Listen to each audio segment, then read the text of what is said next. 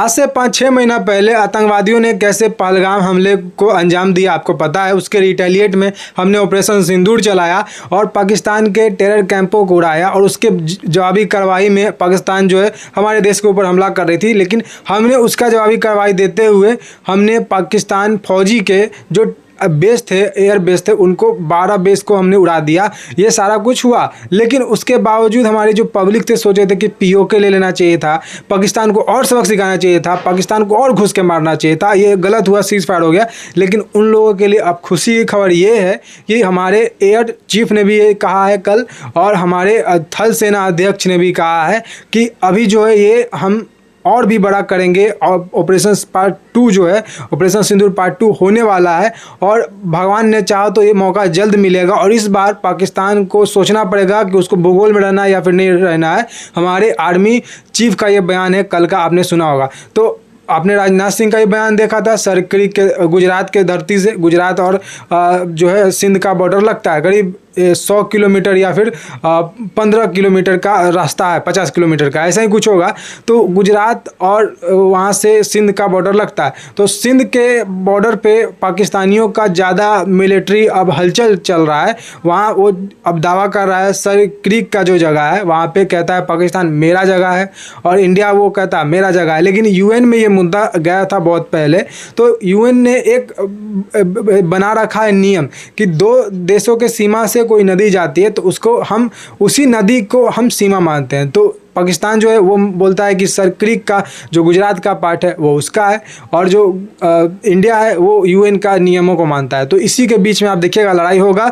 लेकिन ये चीज़ ज़रूर आपको देखना पड़ेगा, सर क्रीक एक बहाना है, हमको पीओके तो लेना है, पीओके के साथ साथ सिंध भी लेना है। और ऐसा ना हो कि हम पीओके के साथ साथ सिंध को लेते लेते हम बांग्लादेश पर भी हमला कर दें और बांग्लादेश का भी हम 2-3 टुकड़ा करवा दें। लेकिन जो भी होगा इस बार निर्णायक लड़ाई होगा। पाकिस्तान का 6-5 टुकड़ा होने वाला। आपने देखा होगा पिछले दिनों, अभी 2-3 दिन से पीओके में कैसा लोग जो है सड़कों पे उतरे हैं। वहाँ पे पाकिस्तानी फौजियों को कैसे भगाया जा रहा है, पीट पीट कर मारा जा रहा है, उनका वर्दी उतारा जा रहा है, फाड़ा जा रहा है, उनका वर्दी 10-10 रुपये में बिक रहा है और मुल्ला मुनीर वहाँ पे नहीं आ पा रहा है। तो ये डर जो है पीओके में आपने देखा होगा वहाँ के फौजी का, वहाँ के पुलिस बल का, क्योंकि पीओके में लोगों का मांग है 30-40 मुद्दा पे उन्होंने मांग किया है कि उनको कपड़ा दिया जाए सस्ता, आटा चावल दिया है सस्ता, वहाँ पे बिजली सस्ता दिया जाए, वहाँ हॉस्पिटल नहीं है, सड़क बनाया जाए। और देखिए वहाँ पे ही बिजली बनता है, पीओके में बड़ा बड़ा डैम है जो पाकिस्तान बिजली बनाकर वहाँ से पंजाब ले जाता है। पंजाब सबसे बड़ा डेवलप है, वहाँ पाकिस्तान का जो प्रांत है पंजाब बहुत बड़ा डेवलप है। कहीं पे ज़्यादा काम हुआ है पाकिस्तान में तो पंजाब में हुआ है। पंजाब के लोगों को पाकिस्तान ज़्यादा काम देता है। असली पाकिस्तान जो आपको देखना है पंजाब ही है, पाकिस्तान का पंजाब प्रांत। तो वहाँ पे लोगों को सरकारी नौकरी हो या फिर कोई अन्य चीज़ में अपॉर्चुनिटी जो कहते हैं वहाँ पे पंजाब प्रांत में पाकिस्तान के मिलते हैं।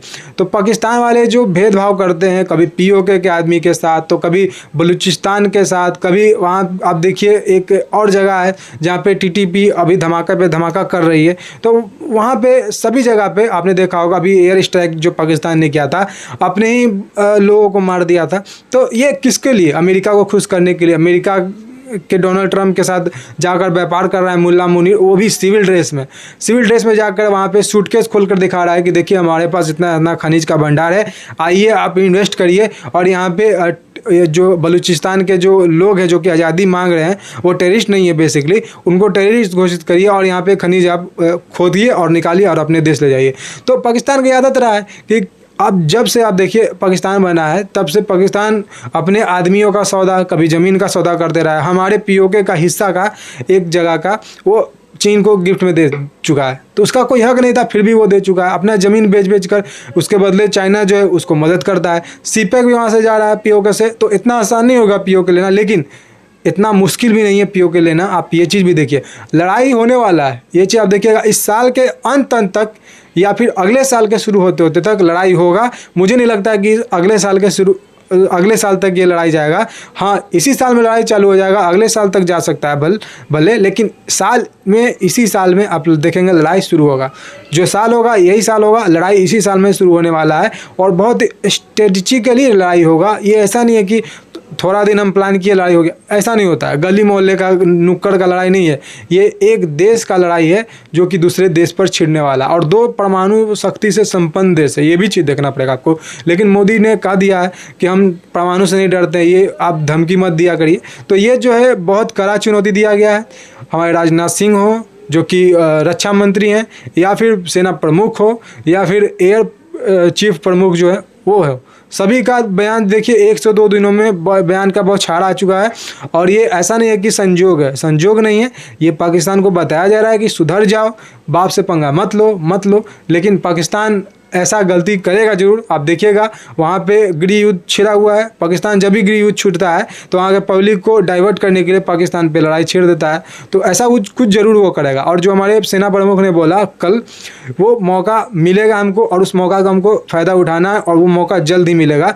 और अगले बार तो थल सेना भी नहीं आगे गई थी, ना ही नेवी गई थी, सिर्फ एयरफोर्स का ही हाथ था, तब इतना पाकिस्तान को हमने डैमेज किया। लेकिन इस बार जो है थल सेना भी जाएगी, इस बार कराची पोर्ट भी घेराव होगा। सबसे बड़ा जो किसी देश का इकोनॉमी होता है उसका पोर्ट होता है, स्ट्रेटेजिकली पोर्ट जो है वो इम्पोर्टेंट होता है। तो स्ट्रेटेजिकली जो पोर्ट है कराची पोर्ट ही है पाकिस्तान का, उसको हमने 1971 में तबाह किया था। अब लगता है 2025 में फिर से तबाह करने की बारी आ चुकी है। और राजनाथ सिंह ने कह दिया है सर क्रीक का रास्ता सीधे वहाँ जाता है, जो है वहाँ पे पोर्ट जो है कराची का, वहाँ पे रास्ता जाता है।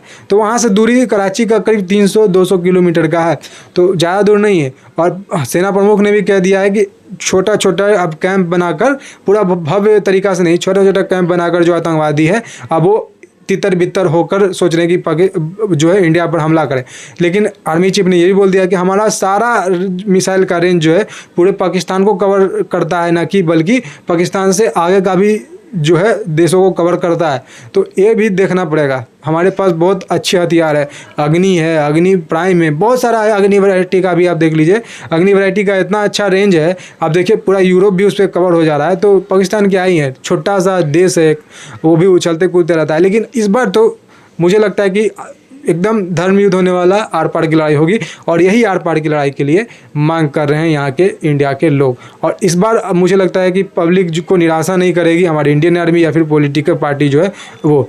तो देखना होगा क्या होता नहीं होता, लेकिन जो भी होगा निर्णायक युद्ध होगा इस बार। तो हम अपने इंडिया के साथ हैं, और युद्ध किसी के लिए भी अच्छा नहीं होता, ये मुझे पता है, आपको भी पता है, लेकिन ये युद्ध होना भी ज़रूरी है। क्योंकि अब देखिए 70-80 साल शायद से होने वाले हैं, तो कितना साल हम लोग झेलेंगे। आज़ादी के बाद से झेलते आए। पाकिस्तान कुछ ना कुछ तो हमारे देश में कर ही रहा है, हमने झेला। लेकिन हम कितना अपना जवान को शहीद करवाएंगे, कितना माँ का कोख सुना होगा, कितना औरत विधवा होगी, कितना बहन जो है अपना भाई के लिए तड़पेगी। तो ये सारा कुछ को हमको देखना पड़ेगा। हमारा देश को चाहिए स्टेबल रहने के लिए, तो स्टेबल तभी रह पाएगा जब पाकिस्तान वजूद में ही नहीं रहेगा। तो पाकिस्तान को आप देखिए, अब समय आ चुका है कि ठीक तरीक़ा से धो दिया जाए। फिलहाल आज की इस वीडियो में इतना ही।